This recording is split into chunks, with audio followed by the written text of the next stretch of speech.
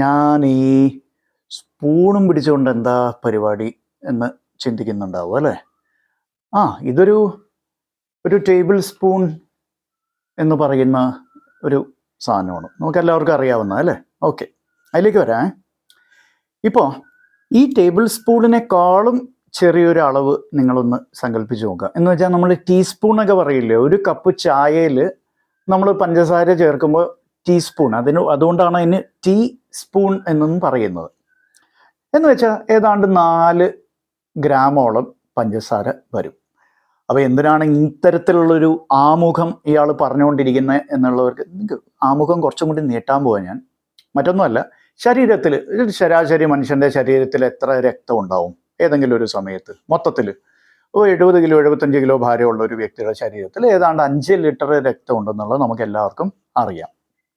ഈ 5 ലിറ്റർ രക്തത്തിലും അലിഞ്ഞു കിടക്കുന്ന എത്ര ഗ്ലൂക്കോസ് ആണെന്ന് ചോദിച്ചാൽ പലർക്കും അറിയില്ല. അവിടെയാണ് ഈ പറയുന്ന ടീസ്പൂൺ വരുന്നത്. ഇത് ടേബിൾ സ്പൂൺ ആണ്, ഇതിനേക്കാളും ചെറിയ ഒരു സാധനം. ഇതിനേക്കാളും ചെറിയ ടീസ്പൂണിൻ്റെ ഉള്ളിൽ ഉള്ള പഞ്ചസാര ഏതാണ്ട് 4 ഗ്രാം.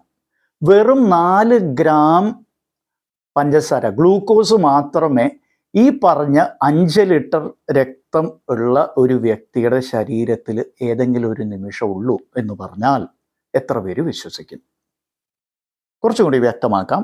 ഒരു ശരാശരി മനുഷ്യൻ്റെ ശരീരത്തിൽ 5 ലിറ്റർ രക്തത്തിൽ അലിഞ്ഞു ചേർന്നിരിക്കുന്നത് വെറും ഒരു ടീസ്പൂൺ അളവിലുള്ള ഗ്ലൂക്കോസ് ആണ് നോർമലി. ഫാക്റ്റ്.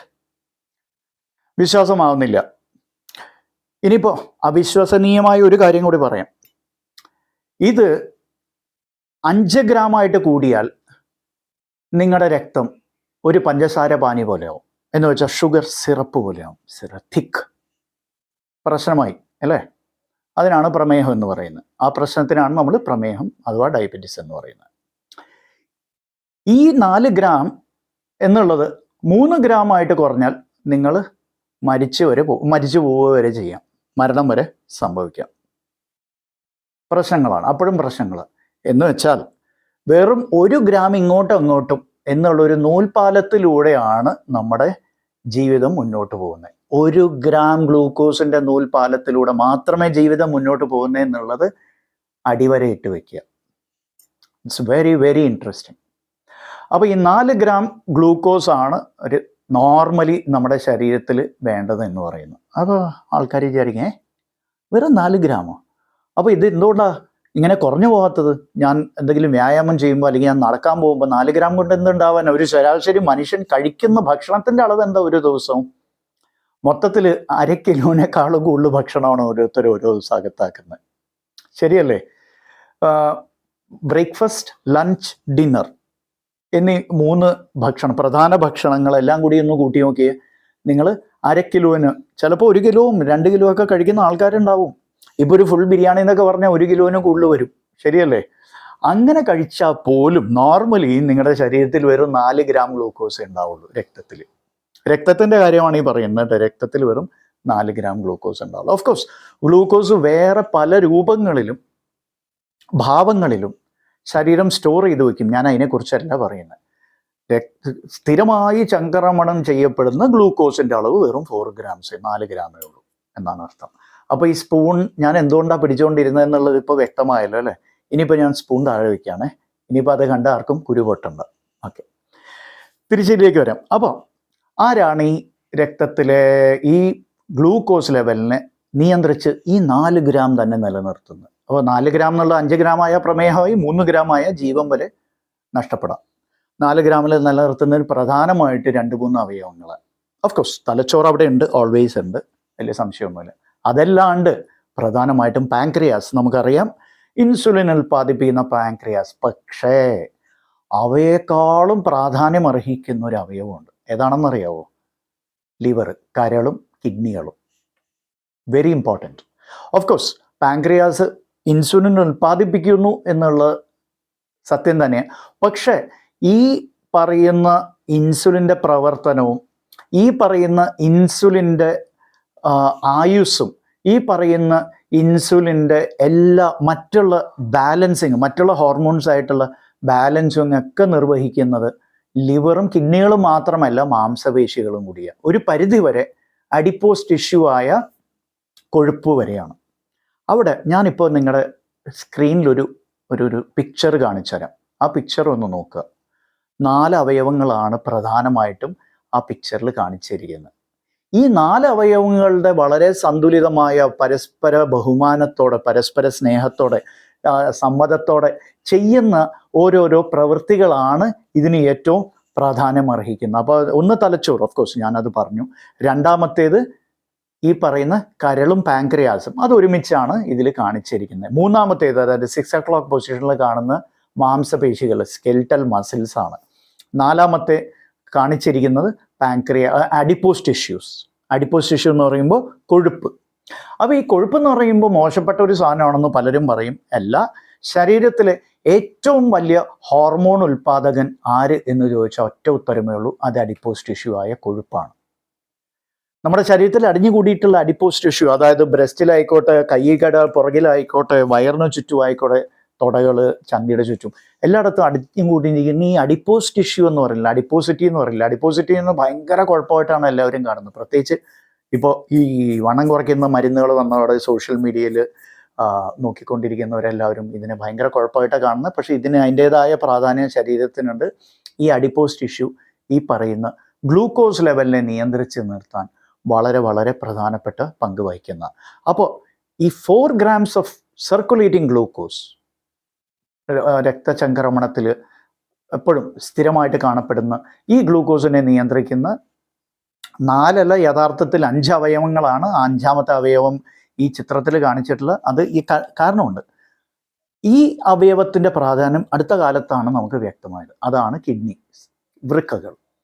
അപ്പോൾ ഇതിൽ ഇപ്പോൾ 4 കാണിച്ചിട്ടുണ്ട്. ഒന്ന് ബ്രെയിൻ, പിന്നെ അഡിപ്പോസ് ടിഷ്യൂ അതായത് കൊഴുപ്പ്, പിന്നെ 6 o'clock പൊസിഷനിൽ ഏറ്റവും താഴെ കാണിച്ചിരിക്കുന്ന മാംസപേശികൾ, സ്കെൽറ്റൽ മസിൽ, പിന്നെ കാണിച്ചിരിക്കുന്നത് നമ്മുടെ ഗ്യാസ്ട്രോ ഇൻറ്റസ്റ്റൈനൽ ഓർഗൻസ് ആണ്. എന്ന് വെച്ചാൽ അതിൽ കുടൽ കാണിച്ചിട്ടുണ്ട്, കരൾ കാണിച്ചിട്ടുണ്ട്, പിന്നെ പാൻക്രിയാസ്. ഇവ പിന്നെ 5ാമത്തെയാണ് വൃക്കകൾ. അപ്പോൾ ഈ പ്രധാനപ്പെട്ട 5 അവയവങ്ങളുടെ വളരെ സന്തുലിതമായ, വളരെ പരസ്പരം സഹകരണത്തോടെയുള്ള ഒരു പ്രവർത്തനത്തിലൂടെയാണ് 4 gram സർക്കുലേറ്റിംഗ് ഗ്ലൂക്കോസ് എന്ന് വളരെ വളരെ നാരോ വിൻഡോ, വളരെ നാരോ സ്പേസിൽ ഇത് റേഞ്ചിൽ ഇത് നിലനിർത്തുന്നത്. ഇവയിൽ ഇനിയിപ്പോൾ പ്രധാനപ്പെട്ട കാര്യം, വളരെ പ്രധാനം, ഇവയിൽ ഏതെങ്കിലും ഒന്നിന് കുഴപ്പം വന്നാൽ ഈ പറയുന്ന 4 gram എന്നുള്ള സന്തുലിതാവസ്ഥ തകിടം മറിയും, തലതിരിഞ്ഞു പോകും. ഒന്നെങ്കിൽ കൂടും, അല്ലെങ്കിൽ വല്ലാണ്ട് കുറയും. ഉദാഹരണം, മസിൽസ് ഈ പറയുന്ന ഗ്ലൂക്കോസിനെ ഭയങ്കരമായിട്ട് ഉപയോഗിക്കുന്നു എന്ന് കരുതുക. എന്ത് സംഭവിക്കും? 4 grams എന്നുള്ള കുറഞ്ഞു പോകും. മസിൽസ് ഇത് ഉപയോഗിക്കുന്നില്ല, കൃത്യമായിട്ട് ഉപയോഗിക്കുന്നില്ല, അല്ലെങ്കിൽ അഡിപ്പോസ് ടിഷ്യൂ സെൻസിറ്റീവ് അല്ല എന്ന് കരുതുക, ഇൻസുലിന് സെൻസിറ്റീവ് അല്ല, അല്ലെങ്കിൽ സ്കെൽറ്റൽ മസിൽ സെൻസിറ്റീവ് അല്ല, ലിവർ സെൻസിറ്റീവ്, എന്ത് പറ്റും? ഇൻസുലിൻ റെസിസ്റ്റൻസ് കൂടും. ഇൻസുലിൻ റെസിസ്റ്റൻസ് കൂടുമ്പോൾ എന്ത് സംഭവിക്കും? പാൻക്രിയാസ് കൂടുതൽ ഇൻസുലിൻ ഉൽപ്പാദിപ്പിച്ച് ഈ റെസിസ്റ്റൻസിനെ മറികടക്കാൻ ശ്രമിക്കും. അതിനെ ഹൈപ്പർ ഇൻസുലിനീമിയ എന്ന് പറയും. എന്ന് വെച്ചാൽ പ്രമേഹ രോഗത്തിൻ്റെ ആദ്യത്തെ ഘട്ടം ഇൻസുലിൻ കുറയുന്നതല്ല, ഇൻസുലിൻ കൂടുന്ന ഘട്ടമാണ്. ക്രമാതീതമായി ഇൻസുലിൻ കൂടുന്നതാണ് പ്രമേഹത്തിൻ്റെ ആദ്യ ഘട്ടം. ഇത് പലർക്കും അറിയില്ല, ഫാക്ട്. ഇതും കുറിച്ചിട്ടുള്ളൂ. പിന്നീടാണ് പാൻക്രിയാസ് എക്സോസ്റ്റഡ് ആയി പോകുന്നത്. അതായത് അമിതമായി പാൻക്രിയാസ് ഉൽപ്പാദിപ്പിച്ച് പാൻക്രിയാസ് ക്ഷീണിതനാവുന്നു. അയ്യോ, എന്നെ കൊണ്ട് വയ്യ, ഞാൻ ഇത്ര നാളായിട്ട് ഓവർ വർക്ക് ചെയ്തുകൊണ്ടിരുന്ന ആളല്ലേ, ഇനിയിപ്പോൾ എനിക്ക് വയ്യ എന്ന് പറഞ്ഞാൽ പാൻക്രിയാസ് ക്ഷീണിക്കുക. അപ്പോഴാണ് ഇൻസുലിൻ ഡെഫിഷ്യൻസി വരുന്നത്. അപ്പോൾ തുടക്കം എന്താ? Insulin resistance. ഇൻസുലിൻ റെസിസ്റ്റൻസിന് കാരണം ഈ അവയവങ്ങളാണ്. പിന്നീടാണ് പാൻക്രിയാസിൽ ഇൻസുലിൻ ഡെഫിഷ്യൻസി ഉണ്ടാകുന്നത്. അപ്പോൾ എന്തുകൊണ്ടാണ് ഇത്രയും പറഞ്ഞത്? Very important. ഇവിടെ ഈ അവയവങ്ങളെ ടാർഗറ്റ് ചെയ്ത്, ഈ അവയവങ്ങളെ ലക്ഷ്യപ്പെടുത്തി പുതിയ ചികിത്സാ രീതികൾ ഇപ്പോൾ വികസിപ്പിച്ച് എടുക്കുന്നുണ്ട് ശാസ്ത്രം.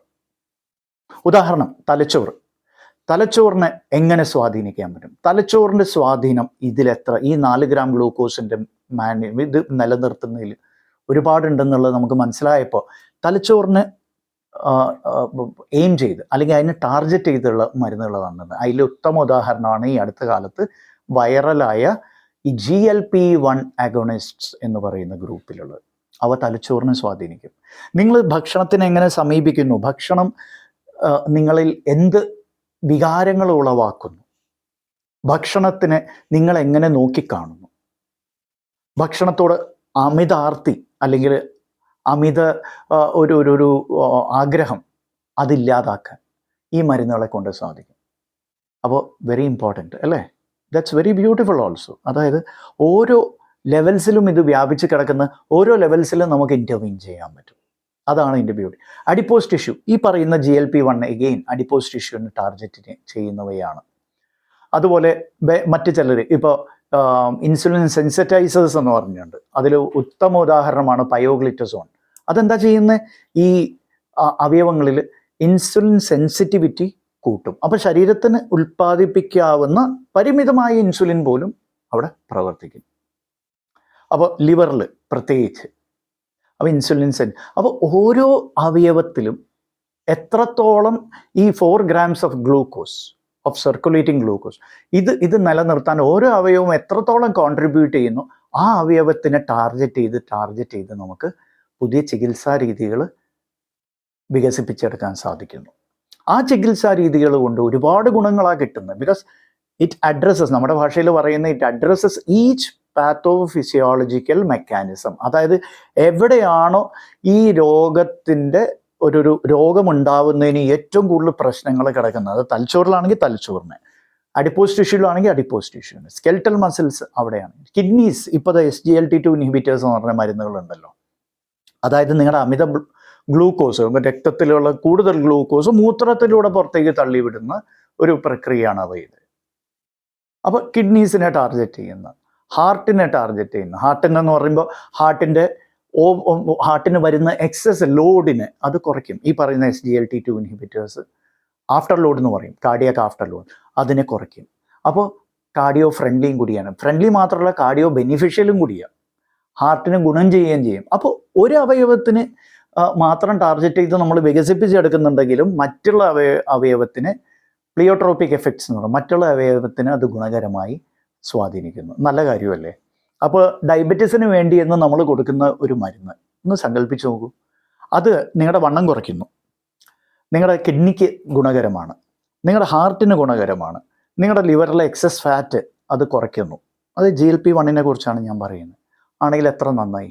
അതുപോലെ SGLT2 ഇൻഹിബിറ്റേഴ്സ് പ്രമേഹത്തിന് വേണ്ടിയാണെന്നും പറഞ്ഞ് കൊടുക്കുന്നു നമ്മൾ. പക്ഷെ സാവധാനം നിങ്ങളുടെ വണ്ണം കുറയുന്നു. ഓഫ് കോഴ്സ് GLP-1 അത്രയും പെട്ടെന്ന് SGLT2 ഇൻഹിബിറ്റേഴ്സിൽ വണ്ണം കുറയില്ല. SGLT2 ഇൻഹിബിറ്റേഴ്സ് എന്ന് പറഞ്ഞാൽ ഫ്ലോസിൻ വെച്ച് അവസാനിക്കുന്ന എല്ലാ മരുന്നുകളും. അവയിൽ നിങ്ങൾക്ക് എടുത്തു നോക്കാം, FLOZIN, ഫ്ലോസിൻ എന്ന പേരിൽ അവസാനിക്കുന്ന ഏതെങ്കിലും മരുന്ന് നിങ്ങൾ കഴിക്കുന്നുണ്ടെങ്കിൽ SGLT2 ഇൻഹിബിറ്ററാണ്. അതിൻ്റെ ഒരു പ്രധാന പ്രവർത്തനം ഏതാ? ബ്ലഡ് ഗ്ലൂക്കോസ് യൂറിനിലൂടെ പുറത്തേക്ക്, എക്സസ് ഗ്ലൂക്കോസ് യൂറിനിലൂടെ പുറത്തേക്ക് തള്ളിവിടും, മൂത്രത്തിലൂടെ തള്ളിവിടും. അപ്പോൾ മൂത്രത്തിലെ കോൺസെൻട്രേഷൻ കൂടും. യൂറിൻ ഷുഗർ നോക്കിയിട്ടുണ്ടെങ്കിൽ നിങ്ങൾ ഞെട്ടേണ്ട ആവശ്യമൊന്നുമില്ല. അതാണ് അവൻ്റെ പ്രവർത്തന രീതി. അത്രേ ഉള്ളൂ, അത് മനസ്സിലാക്കിയാൽ മതി. ഓക്കെ, ഇത് ക്രിസ്റ്റൽ ക്ലിയർ ആണോ? നിങ്ങൾക്ക് ഇത്രയും കാര്യങ്ങൾ പുതുതായിട്ട് മനസ്സിലായി എന്ന് ബോധ്യപ്പെടുന്നുണ്ടെങ്കിൽ ലൈക്ക് ചെയ്യുക, സബ്സ്ക്രൈബ് ചെയ്യുക, മറ്റുള്ളവരായിട്ട് ഷെയർ ചെയ്യുക, ആൻഡ് തീർച്ചയായിട്ടും നിങ്ങളുടെ അഭിപ്രായങ്ങൾ ഞങ്ങളെ അറിയിക്കുക. പുതിയ പുതിയ വിഷയങ്ങൾ, നിങ്ങൾക്ക് അറിയാൻ ആഗ്രഹമുള്ള വിഷയങ്ങൾ, നിങ്ങളുടെ അഭിപ്രായങ്ങൾ, നിങ്ങളുടെ നിർദ്ദേശങ്ങൾ, ആക്ഷേപങ്ങൾ, പരാതികൾ എല്ലാം ഇവിടെ നിങ്ങൾക്ക് കുറിക്കാം. Thanks for watching. Bye by.